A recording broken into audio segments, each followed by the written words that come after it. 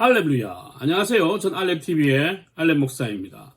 아마 우리 알렙TV 이전 영상들, 특히 최근에 올렸던 세금과 유치원, 그리고 카페, 혹은 노인대학이나 사회복지에 관한 이 교회의 사명과 위치 영상을 보시고 많은 생각을 하셨을 거라 저는 생각을 합니다. 오늘은 이제 그것들을 조금 더 구체화해서 앞으로 교회는 무엇을 해야 하는가에 대해서 말씀을 드리겠습니다. 이것도 끝까지 한번 잘 들어주시면 좋겠습니다. 앞선 내용과 주제는 비슷할 수 있지만 한번 들어보시고 이제 우리 알렙이 여러분들의 교회가 어떻게 가야 하는지, 앞으로 미래는 교회가 어떻게 해야 살아남는지에 대해서 한번 한 개인의 의견을 들어봐 주시면 좋겠습니다. 이제 앞으로는 국가가 교회를 계속 박해할 겁니다.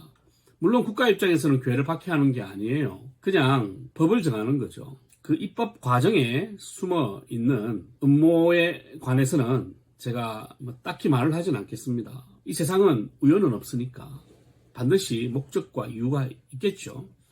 하지만 그것을 논하는 분들이 많이 있기 때문에 저는 언급하지 않고, 어쨌든 입법을 하게 되면 그 법이 이제 앞으로는 굳이 국가가 교회를 박해를 하지 않아도 교회 입장에서는 계속 박해를 당하는 상황이 올 거라는 거죠. 그렇지만 이 정치는 표잖아요. 표이기 때문에 종교를 대놓고 박해할 수는 없어요. 종교를 이용해 먹을 수는 있습니다. 하지만 최악의 상황에서는 선을 넘지 않아요.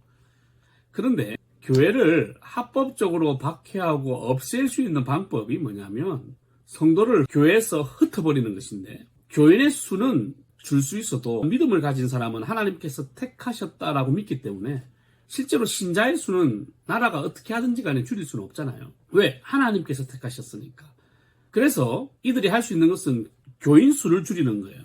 그러려면 교인이 모이지 않도록 해야 되는 거죠. 교회에 가고 싶은 마음이 들지 않도록 해야 되는 겁니다. 그러기 위해서는 뭐가 제일 좋을까요? 교회 건물을 빼앗는 거죠. 세상이 아무리 노력해도 하나님의 택하신 백성을 없앨 수 없고 주의 몸된 교회는 없앨 수 없어요. 하지만 그들이 할 수 있는 것은 바로 교회는 없앨 수는 없어도 교회당은 없앨 수 있다. 교회를 빼앗는 거죠. 그런데 이제 나라법이 교회가 지금까지 해왔던 선한 사업에 대해서 그것을 불법으로 계속 규정을 하고 있어요. 과거에는 세상의 빛과 소금의 상징이었던 사회의 선한 사업들이 이제는 탈세와 비리와 불법의 온상이라고 규정을 하고 있단 말이에요. 그것은 제가 앞선 영상에서 말씀을 드렸죠. 그래서 교회가 이러한 세상의 공격에서 살아남으려면 교회는 교회가 해야 할 일만 하면 됩니다. 복음만 전하고 다음 세대를 성경으로 양육하고 예수님의 제자로 삼고 선교하고 전도만 하면 돼요. 그것만 하면 됩니다. 물론 교회가 해야 하는 일 중에 보면 구제가 있죠. 성경에는 구제에 대해서 굉장히 강조를 많이 합니다. 그래서 지금까지 교회가 선한 사업을 많이 해왔어요. 하지만 이제는 그 선한 사업에 대한 패러다임을 바꿔야 돼요.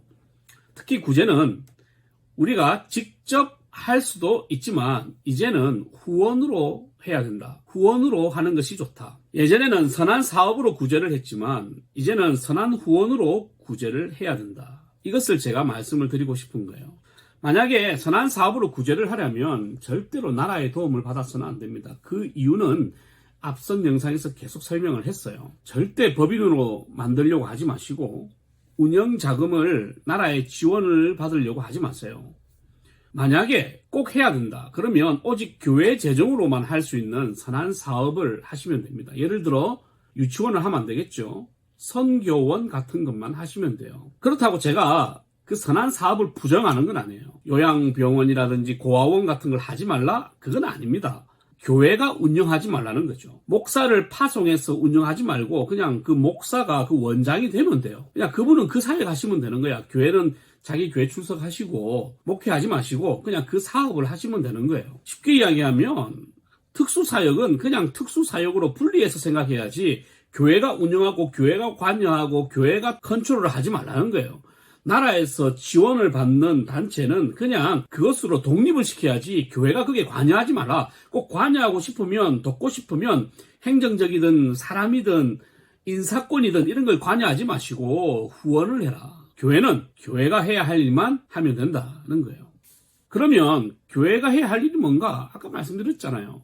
예배를 바로 세우는 거죠. 이 예배를 바로 세우는 부분에 대해서는 따로 영상을 찍겠습니다. 그리고 성도수를 늘리는 전도는 이제 조금 멈추셔야 됩니다. 신자와 제자 수를 확장하는 전도로 바뀌어야 돼요. 그래서 전도가 어디서부터 일어나야 되느냐? 교회 안에서부터 일어나야 됩니다. 여러분, 교회 안에는 인도되어 온 믿지 아니하는 영혼들이 얼마나 많은데 그 영혼들부터 전도를 해야 돼요. 교회가 밖에서 전도하는 것도 중요하지만 이제는 안에서 전도해야 돼요. 여러분, 안에서부터 교회를 세워나가야 됩니다. 지금 교회 나오는 사람 중에 절반은 예수 안 믿는 사람이고 복음을 모르고 성경을 모르는 사람들이에요. 그리고 직분자라고 해도 상관없어요.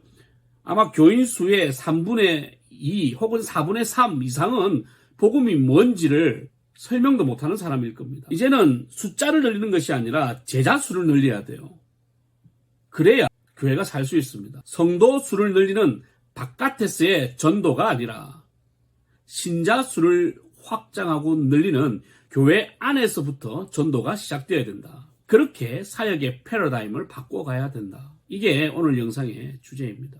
여러분, 앞으로는 과일은 여러분의 피부에 양보하시고 선한 일은 세상에 양보하시고 교회는 교회의 사명만 감당하여 앞으로 다가올 우리가 알지 못하는 미래지만 추측을 해본다면 교회가 살아남기 힘든, 교회의 건물이 빼앗기고 교회가 공격당하는 세상이 다가올 가능성이 높은데 그런 세상에서도 교회의 사명만 잘 감당하여 하나님께서 맡겨주신 사명을 끝까지 완수할 수 있는 우리 알레비 여러분들 교회가 되시기를 바랍니다. 할렐루야.